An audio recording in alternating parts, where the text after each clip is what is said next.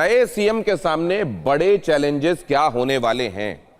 Challenges की बात हो रही है, लिहाजा हम ये चर्चा कर लेते हैं कि क्या बड़ी चुनौतियां हैं जो शुवेंदु अधिकारी, जब हम कह रहे हैं बंगाल राइट टर्न ले रहा है, तो क्या बड़े चैलेंजेस होंगे शुवेंदु अधिकारी के सामने। एक तो पोस्ट पोल वायलेंस, आप देख रहे हैं कि चुनाव इस बार निश्चित रूप से यह क्रेडिट दिया जा सकता है कि रक्त रंजित चुनावों के इतिहास में पहली बार ऐसा हुआ कि दोनों फेजेज में कोई मृत्यु चुनाव की हिंसा की वजह से नहीं हुई।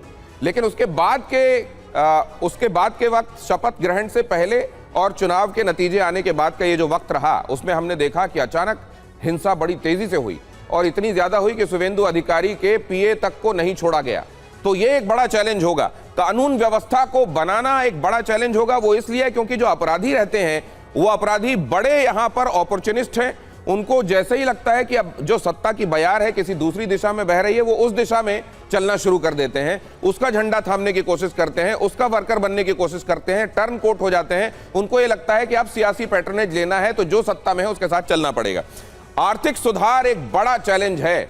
वो बंगाल जो जाना गया, आप जानते हैं, असल में पूरे देश में सबसे ज्यादा जीडीपी कंट्रीब्यूशन वाला जो स्टेट होता था वो पिछड़ा, और आज यहां तक कि वहां कहा जाता है, कल ही गृह मंत्री अमित शाह कह रहे थे कि इंडस्ट्री यहां टिकती नहीं है और आधुनिक कृषि के तरीके यहां तक पहुंचते नहीं हैं।